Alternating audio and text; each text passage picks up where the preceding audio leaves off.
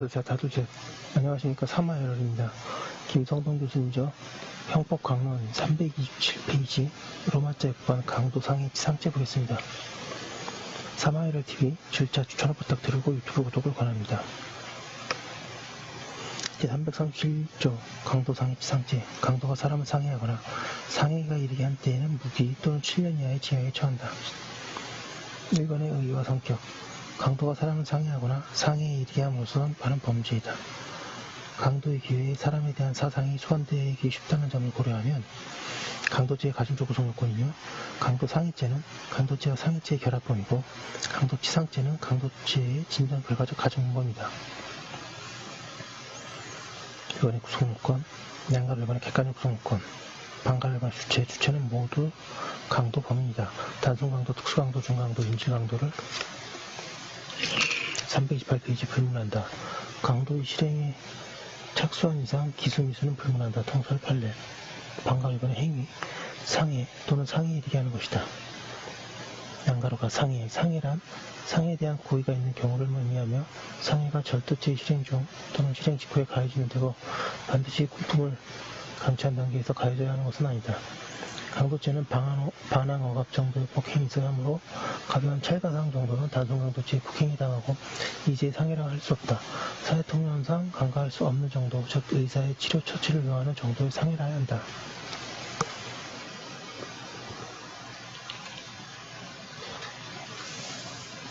강도가 머리를 이래 때리고 넘어뜨린 후에 발로 가슴을 이래 걷어쳐서 약 2주간의 치료를 요하는 상해를 입힌 경우는 강도 상해죄를 구성하지만 피고인의 폭행으로 인하여 이번 피해자의 상처는 이마 부분이 긁혀서 경도에 부종 있는 경우에 불과하고 굳이 치료를 하지 않더라도 일상생활을 하는데 지장이 없으며 시일이 경과함에 따라 자연적으로 치료할 수 있는 정도이고 피해자도 그 상처로 병원에서 치료를 받지 아니하였다는 사실이 인정되는 경우에는 강도 상해죄의 상해에 해당하지 않는다.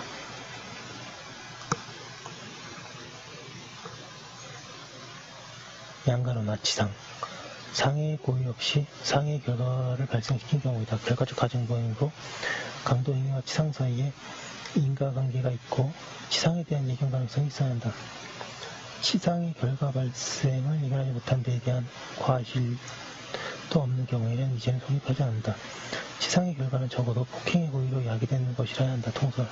따라서 강도의 기회에 폭행의 고의도 없이 과실로 영화를 밟아 상처를 낸 경우에는 강도치상죄가 아니라 강도죄와 과실치상죄의 실질적 경험이 된다.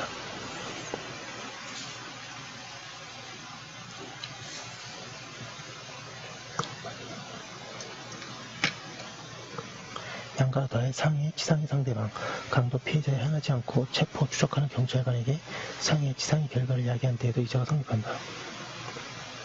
양가로나의 상해, 치상의 발생 경도, 강도의 기회, 상해, 치상의 결과는 강도의 수단이 폭행, 협박에서 직접 발생해야 할 것을 요하지 않고 적어도 폭행의 고의가 있는 이상 강도의 기회에 범의 행위에서 발생된 것이면 충분하다.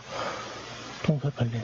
강도의 기회란 실행에 착수하여 강도 범행 종료 시까지 강도 행위와 시간적, 장소적으로 329페이지 밀접한 연관성이 있는 범위를 의미한다.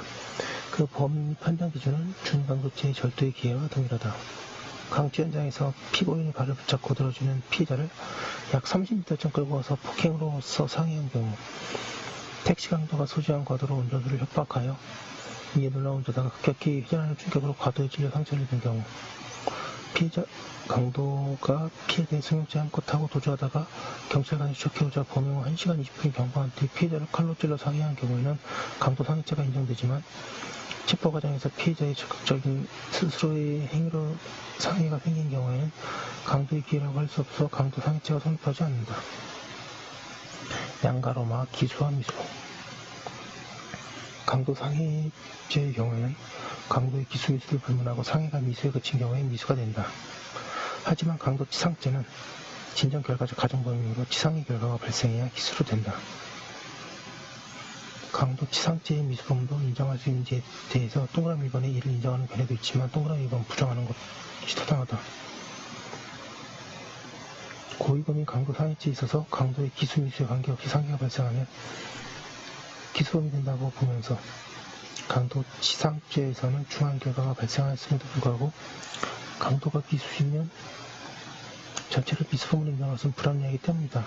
형법이 강도 상해죄와 치상을 포함하여 미수범 처벌 규정을 둔 것은 이 법의 실수라고 본다.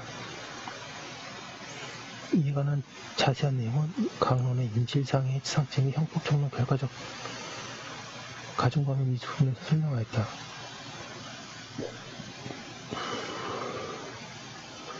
인질상해 한번 보겠습니다.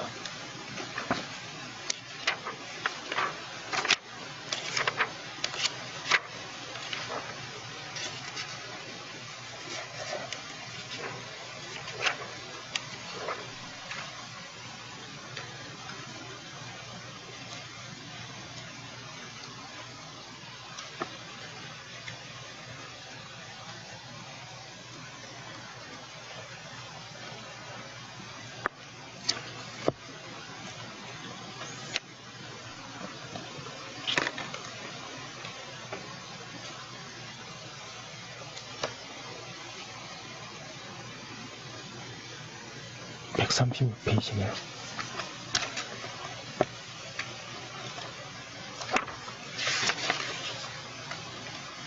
137페이지 보겠습니다.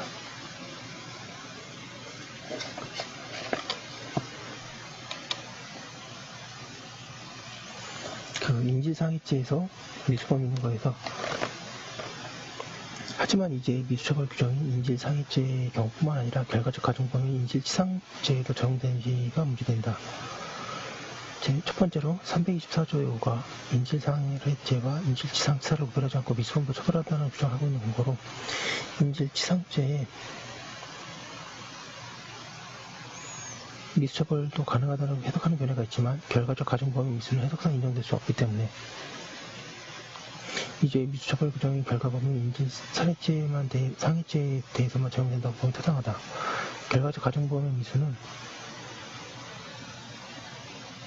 해석상 인정될 수 없기 때문에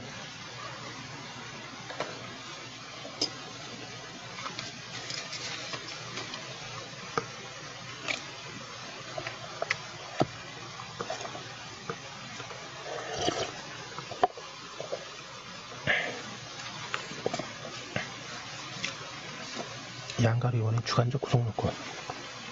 다시 329페이지로 돌아왔습니다. 강도 상해죄의 경우에는 강도죄에 대한 고의 및 불법 영득의 의사 내지 불법 이득의 의사와 상해에 대한 고의가 필요하고, 강도치상죄의 경우에는 강도에 대한 고의 및 불법 영득의 의사 내지 불법 이득의 의사와 상해에 대한 과실이 필요하다. 불법 영득 의사 내지 불법 이득 의사의 체계적 증명은 강도죄의 경우와 같다.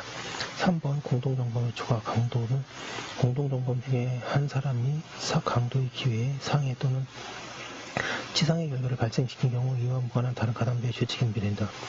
상해에 대해 고의의 공동이 없는 한 다른 가담자에 대해 고의범위 강도 상해죄의 공동정범을 인정할 수 없다는 점에서 이견이 없다.